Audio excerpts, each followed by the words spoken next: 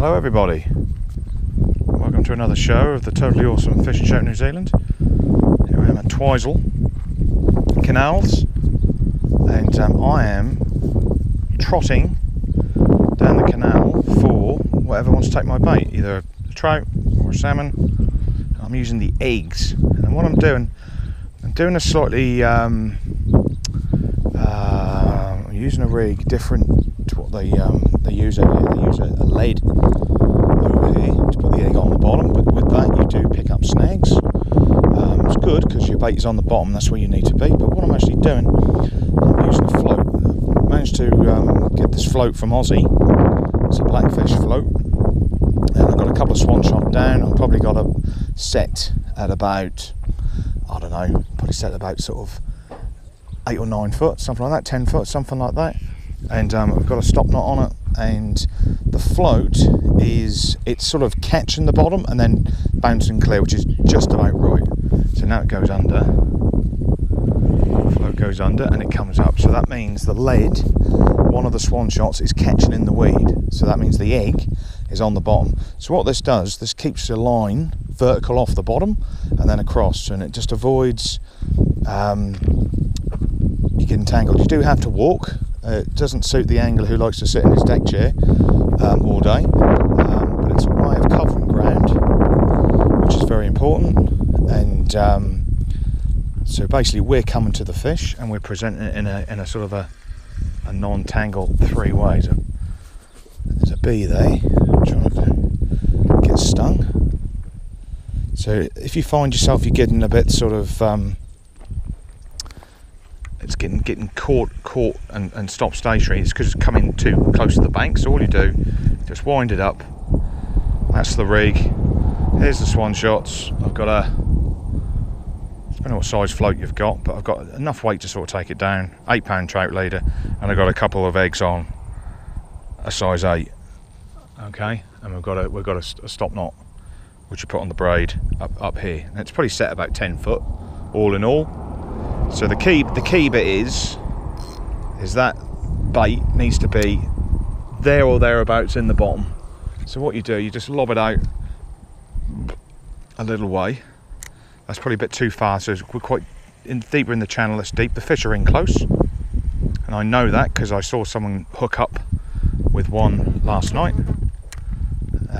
They're in close, so all you do is you just, if you know that's where fish are being caught, you can get them anywhere, but it's like that's a good place to start, and it makes it easier, and it figures the food will be tight into the bank anyway. So just keep an eye on the float, and what you want is, if the float's not catching the bottom by keeling over, just want to wind it in until it touches the bottom, because that's where you want to be.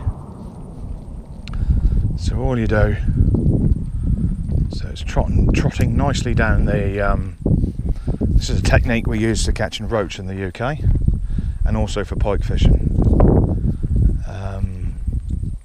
Very similar technique. With pike you do it with dead baits. You could put bait on this for salmon as well.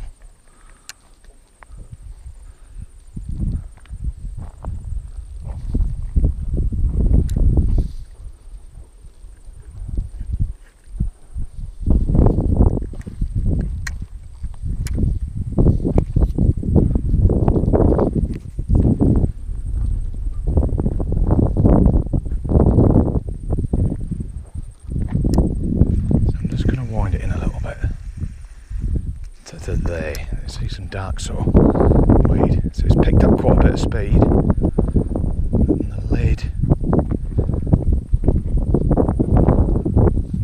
so you get different sections of the canal are deeper than others. We're fishing about the same distance out. It's not, we just want it to, but trout and salmon, I mean, if you're not on the bottom, you know, and they're in a feeding mode and they're just off the bottom or whatever, so the float's just starting to catch a little bit there, which is good. You have to mind the pampas grass, and the float's gone under there. You know, it is middle of the day, middle of the afternoon. It's my worst time to have a fish. It's why I'm trying something different. It's a beautiful day, it's 28 degrees. And you also, if you're new to an area, you get to see and cover some more ground. I just found another spot to fish over that area there. You can chat to different anglers and get more information off them. So every venue's got its little secrets, and the more you fish it, the more you get to know them. So we're just getting caught in the pampas going. So the lure, the float is just getting caught on the bottom. You see that's just going under? That's the lead's getting caught. So it's on the bottom and then it releases clear. So it's catching on the weed. That's okay. That's on the bottom. That's fishing. But we want it to move. We want it to sort of... There you are. There's a salmon over there. So we're just going to wind it in. And I'm not getting caught on the bottom and I'm not losing gears where there's other guys fishing these baits on the bottom and they were getting broken off in the weed and the rocks. And so it's a technique to keep the line up and off the bottom and across the water.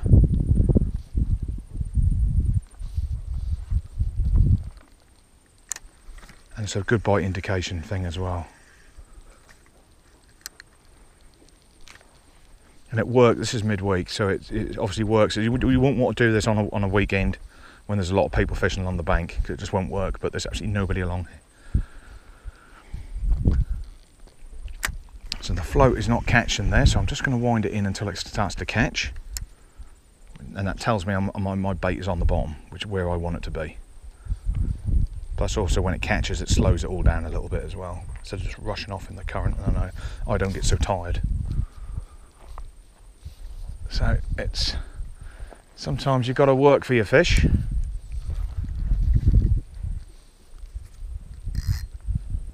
But it's a nice break from doing a bit of spinning earlier on.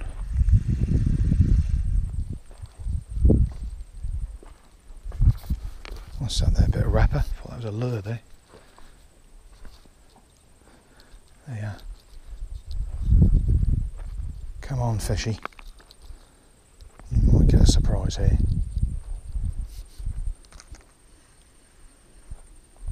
Okay, I'll get back to you guys if we get one on. Alright, take care. I'll see you.